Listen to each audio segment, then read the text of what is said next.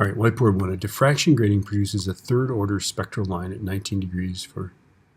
What is the distance between... Okay, so we're solving for d, right? So d sine theta is equal to n lambda, right? And the third order, n is 3, right? Here's our wavelength, right? The wavelength is 632 nanometers. We got... Okay, so let's just plug in numbers, right? D is what we're solving for. Sine of 19 degrees, right? Is equal to the third order of 632.8 times 10 to the minus 9th. I think we can do this. So I'm just going to take this number here, 3 times 632.8 e minus 9, right, divided by sine of 19. Again, you have to be in degrees here. And I'm getting that d is 5.831 times 10 to the minus 6th meters, right?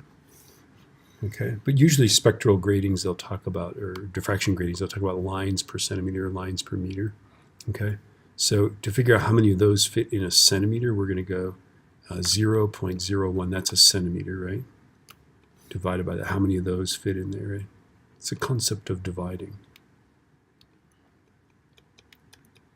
Okay, so 0.01 divided by the answer I just got on my calculator is a lot. That's 1,714 lines.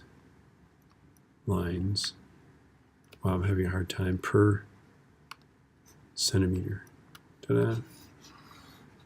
I guess I don't need to say per and divided by, right?